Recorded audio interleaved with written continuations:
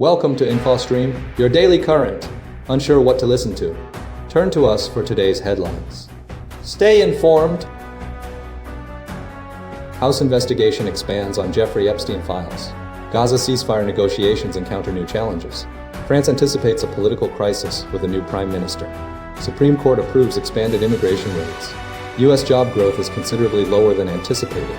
Electoral Commission deals with a Chinese hack. ICC opens war crimes case against Joseph Kony. ADF attacks raise insurgency fears in DR Congo. Trump administration tensions impact economic stability. Al-Qaeda's decline is being evaluated. Thaksin Shinawatra faces imprisonment. Japan experiences frequent prime minister changes. Nepal's youth protests lead to government resignation. Kyiv building targeted by a missile strike. A Russian strike resulted in 24 deaths in Ukraine.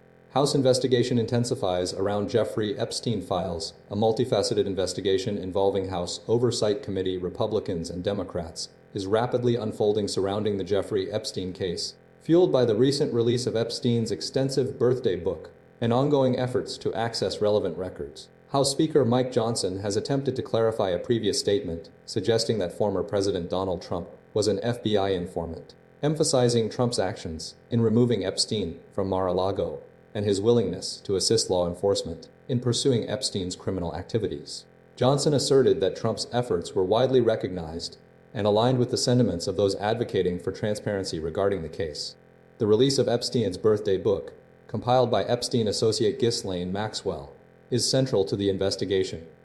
The book, containing over 238 pages of photos, memorabilia, and notes, provides a detailed glimpse into Epstein's life and associations.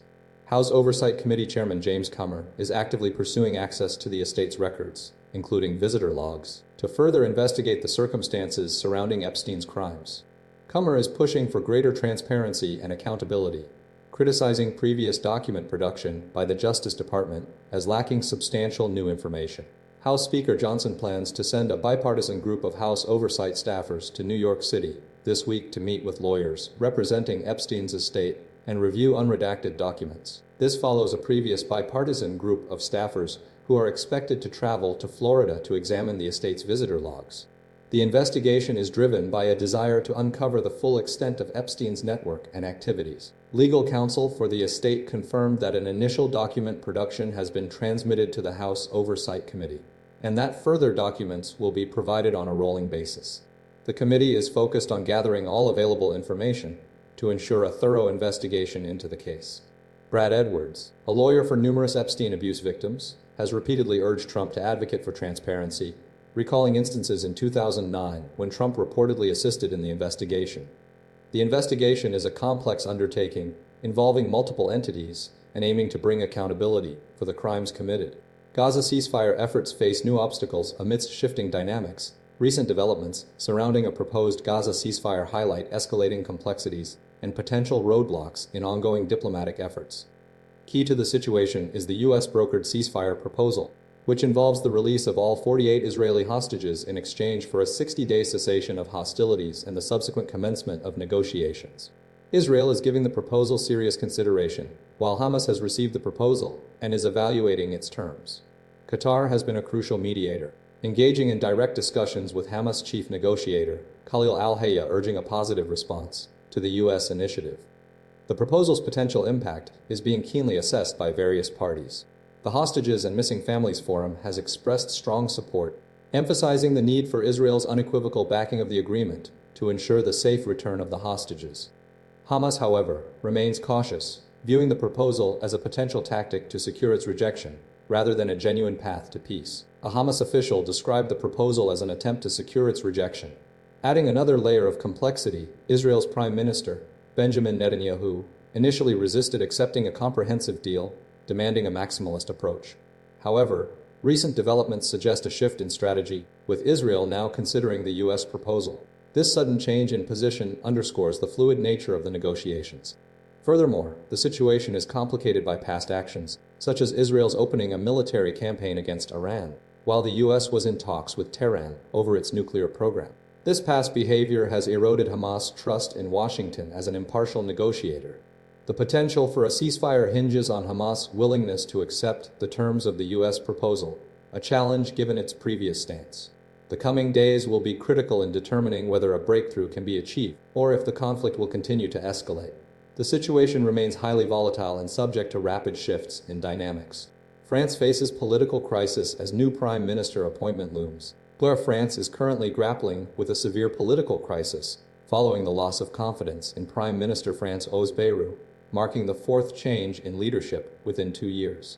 The instability stems from a deeply divided parliament, resulting from a June 2024 election that produced a hung assembly unable to support a budget or government agenda.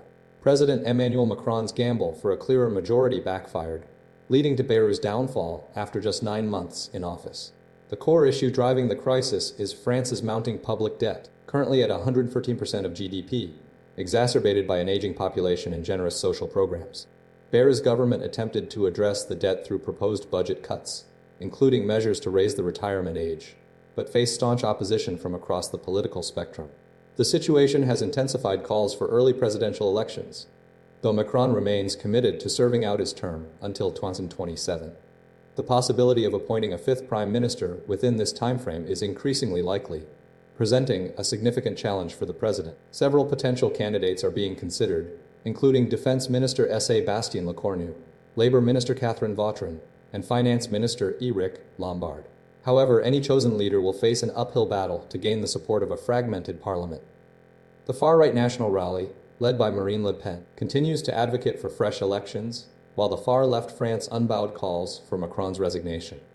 The political deadlock is further complicated by widespread public dissatisfaction with the government's handling of the debt crisis and a wave of planned protests organized by the Let's Block Everything movement. Economists warn of significant financial challenges for France in the years ahead, with projected debt servicing costs rising dramatically. The current instability highlights deep divisions within French society and raises concerns about the country's economic and political future. The appointment of a new prime minister will be a crucial step in determining the country's direction, but the path forward remains uncertain. Supreme Court allows expanded immigration raids amid controversy. A recent, large-scale immigration raid targeting hundreds of South Korean workers at a Hyundai plant in Georgia has exposed a significant conflict within the Trump administration's policy goals, raising concerns about relations with a key trading partner and sparking criticism over potential constitutional violations. The raid, involving nearly 500 workers, primarily South Korean nationals, highlights the administration's push to combat illegal immigration and revitalize American manufacturing.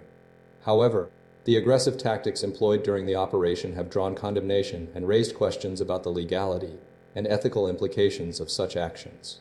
The Supreme Court's 6-3 ruling, allowing expanded immigration raids in Los Angeles, significantly emboldens the administration's deportation efforts. Justice Brett Kavanaugh argued that lower court restrictions on ICE agents' stops based solely on apparent ethnicity were overly burdensome.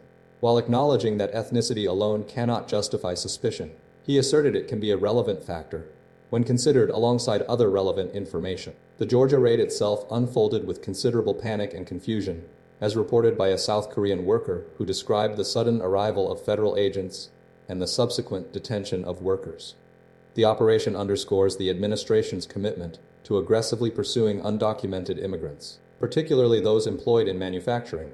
Liberal justices dissented, with Justice Sonia Sotomayor expressing deep concern over the potential for abuse. She argued that the ruling puts countless individuals at risk of being targeted based on their appearance and occupation. Mayor Karen Bass and Governor Gavin Newsom, both Democrats, swiftly criticized the decision, calling it dangerous and un-American. The administration, however, welcomed the ruling, reaffirming its commitment to arresting and deporting criminal illegal aliens. The situation continues to evolve as legal challenges proceed, highlighting the complex and contentious nature of immigration policy within the United States. U.S. job growth significantly weaker than expected. Economic uncertainty persists. Recent economic data reveals a substantially weaker pace of job growth in the United States, significantly deviating from previous projections. The Bureau of Labor Statistics, a BLS preliminary report, indicates a reduction of approximately 911,000 jobs in the year ending in March, marking the largest annual revision to U.S. jobs data on record. This revision underscores a concerning trend of slowing economic momentum and heightened uncertainty within the labor market.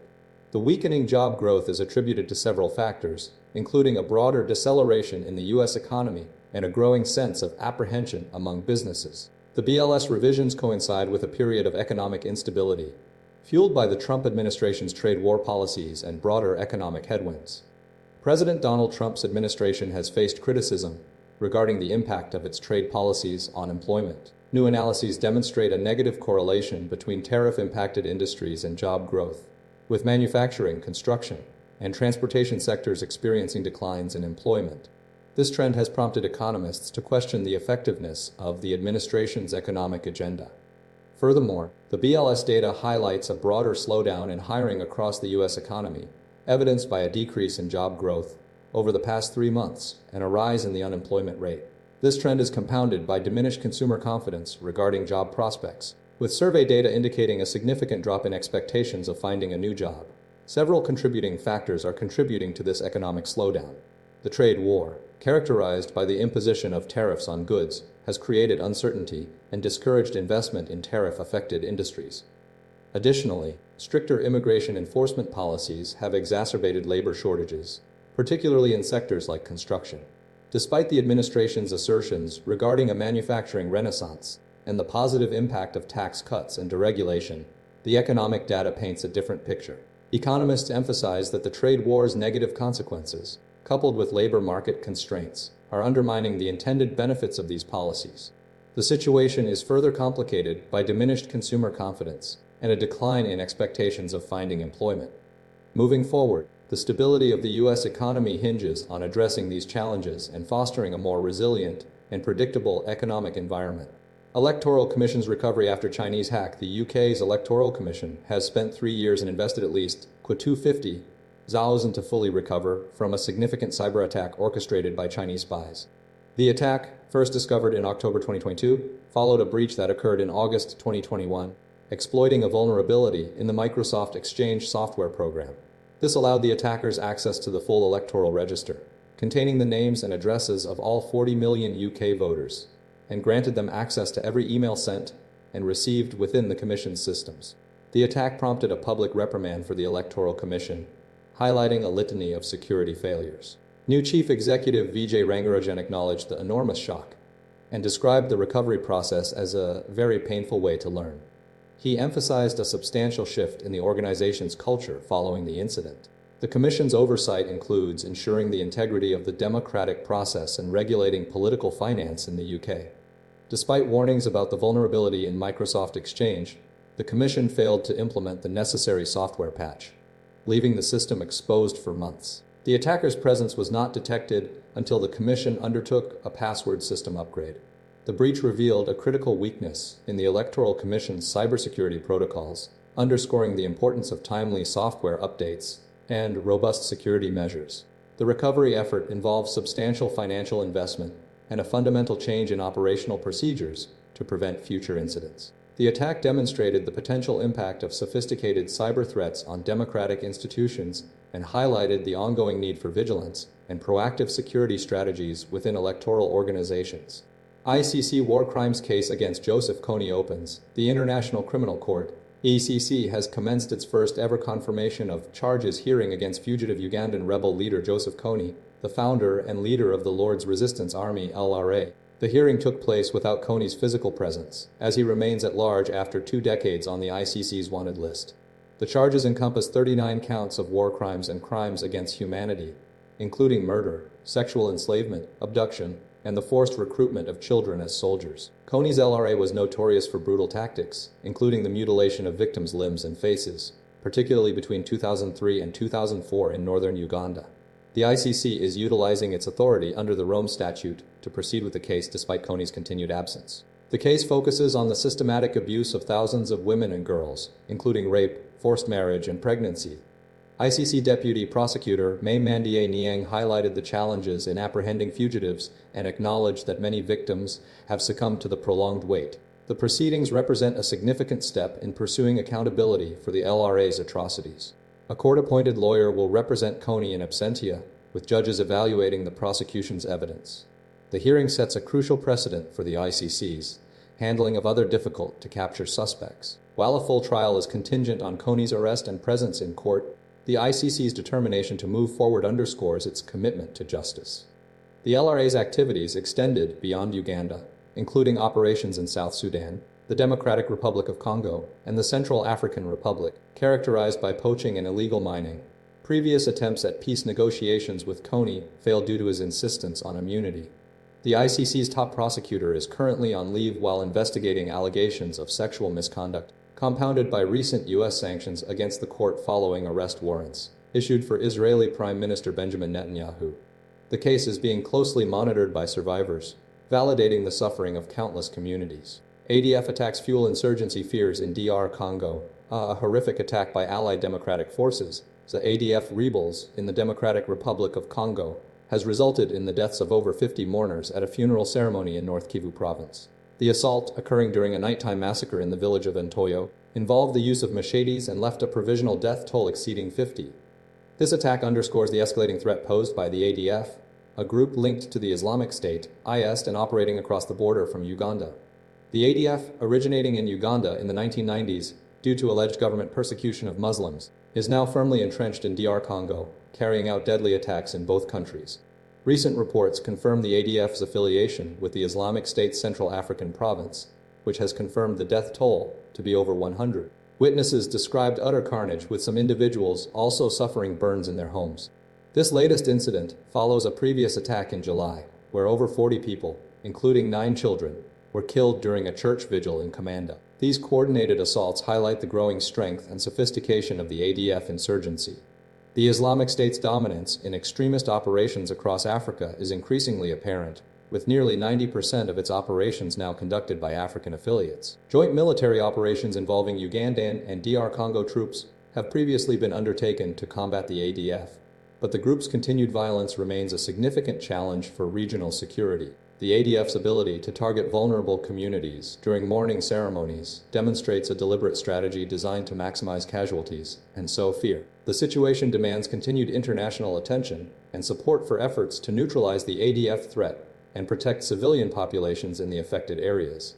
The ongoing conflict presents a complex humanitarian and security crisis, requiring sustained efforts to promote stability and prevent further loss of life. Trump administration tensions threaten economic stability.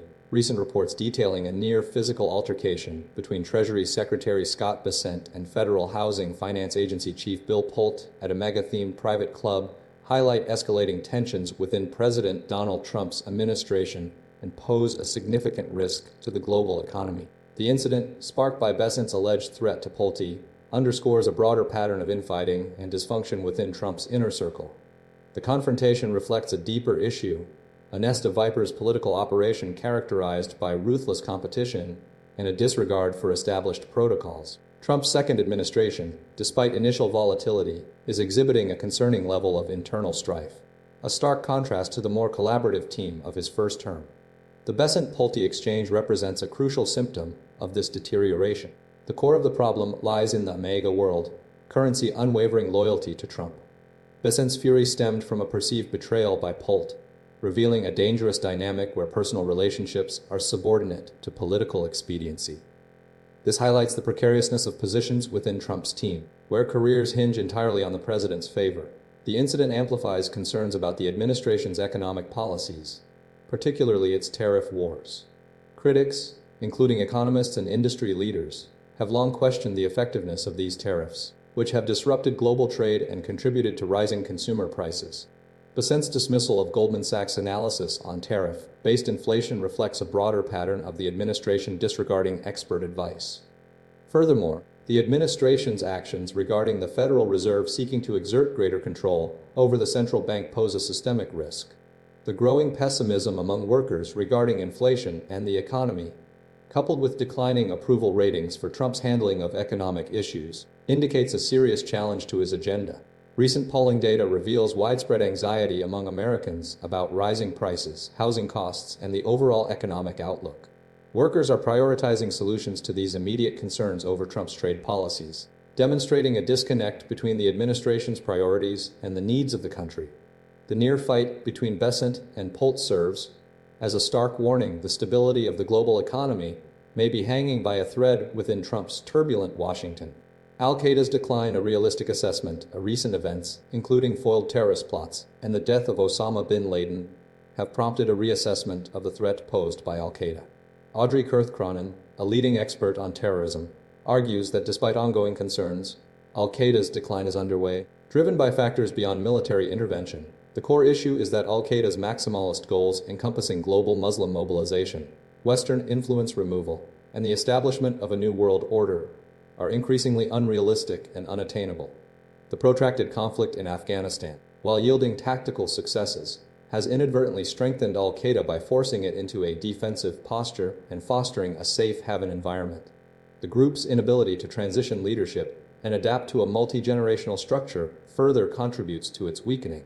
Unlike past terrorist organizations characterized by cult-like personalities and limited objectives, al-Qaeda's ambitions are expansive and difficult to fulfill. Crucially, declining support for al-Qaeda within Muslim-majority countries is a significant trend. A recent Pew Global Attitudes Project poll revealed a dramatic decrease in approval of suicide bombings in Bin Laden, particularly in Pakistan, Egypt, Turkey, and Jordan, where support has fallen from 41% to a mere 5%. This shift demonstrates a loss of popular legitimacy. Furthermore, the group's tendency to escalate to insurgency or conventional warfare, potentially fueled by state sponsorship, represents a dangerous development. Framing al-Qaeda as a global insurgency risks reinforcing an us versus them strategic framework, hindering objective analysis. While acknowledging the continued threat posed by al-Qaeda and its affiliated groups, armed and dangerous, even in its diminished state, Cronin emphasizes that the group's decline is the most promising path towards removing Western counterterrorism efforts from strategic myopia. Future attacks are likely, but their success hinges on recruitment and support, not on al-Qaeda's grand ambitions. Ultimately, understanding the historical patterns of terrorist group decline offers the best approach to mitigating the ongoing threat. Thaksin Shinawatra faces imprisonment following court ruling. Former Thai Prime Minister Thaksin Shinawatra is now required to serve a one-year prison sentence following a Supreme Court ruling, marking a significant development in his ongoing legal battles. The decision stems from a previous conviction for corruption, initially resulting in a significantly shorter jail term due to a hospital transfer following reported heart issues. Initially sentenced to 8 years, Thaksin's sentence was reduced by the king to 1 year, a move that sparked considerable controversy and accusations of preferential treatment for the powerful. The court determined that Thaksin's extended stay in a luxury wing of Thailand's Police General Hospital was unlawful, arguing he did not require immediate critical care. This decision underscores the public's perception of unequal justice within Thailand's political landscape. The 14th floor case, named after the hospital ward, has become a focal point of criticism regarding the treatment of influential figures. Following the ruling, Thaksin, who had previously been residing in Dubai, appeared in court alongside his daughter, Paetongtarn, displaying a yellow tie, a color associated with Thailand's monarchy. He expressed his commitment to the country and its people, while Paetongtarn conveyed concerns for her father's well-being and affirmed the Pheu Thai Party's continued role as an opposition force. Thaksin's return to Thailand and subsequent trial highlighted the continued political turmoil within the nation, fueled by his family's enduring influence. The court's ruling signifies a shift in legal proceedings, demanding that Thaksin serve his full sentence, despite his previous attempts to avoid incarceration. The case continues to be a critical element in Thailand's ongoing political dynamics. Japan's frequent prime minister changes amidst political instability. Japan is currently experiencing a period of unprecedented political instability, marked by a rapid succession of prime ministers within a 5-year timeframe. The nation has already had 3 prime ministers since 2020, highlighting a deep-seated problem within the ruling Liberal Democratic Party's LDP. This instability stems from a combination of factors including surprise resignations, election losses, and internal divisions. Yoshihide Suga's brief tenure ended due to plummeting approval ratings, followed by Fumio Kishida's similarly short-lived administration, which collapsed amid a corruption scandal and rising living costs. Shigeru Ishiba recently resigned, adding to the trend. The LDP's leadership contest, expected in early October, will determine the next prime minister. 3 prominent candidates are vying for the position as Shinjiro Koizumi, the agricultural minister and son of a popular former prime minister, Yoshimasa Hayashi, the chief cabinet secretary, and Sanai Takichi, a hardline conservative. Each candidate represents a distinct ideological approach, reflecting the party's internal divisions. The challenges facing the next leader are considerable.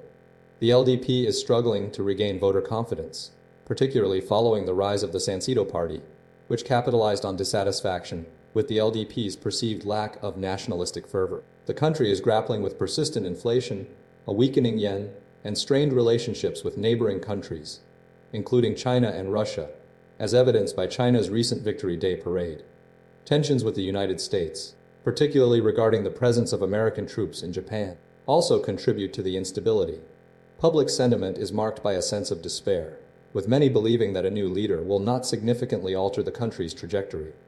The frequent changes in leadership underscore a fundamental problem within the LDP and a broader lack of political stability in Japan. The upcoming leadership contest will be a crucial test, but the underlying issues remain deeply entrenched, suggesting a continued cycle of political upheaval. The ability of the next prime minister to address these challenges will ultimately determine the future direction of Japan. Nepal's youth-led protests trigger government resignation. Massive anti-corruption protests, spearheaded by Nepal's young people, dubbed Gen Z, have led to the resignation of Prime Minister KP Sharma Olai and a reshuffle of the government. The unrest, ignited by a government-imposed social media ban and widespread allegations of corruption, has resulted in at least 22 deaths and over 400 injuries, primarily among protesters and security forces. The demonstrations, largely concentrated in Kathmandu, have seen participants, often wearing school uniform, clash with police utilizing tear gas, water cannons, and rubber bullets. The initial catalyst was the government's decision to block 26 social media platforms, including Facebook, Instagram, and YouTube, citing concerns about fake news and hate speech. Critics viewed the ban as an attempt to stifle dissent and suppress the burgeoning anti-corruption movement. Following the ban, protests swelled, fueled by frustration over economic opportunities and perceived governmental corruption.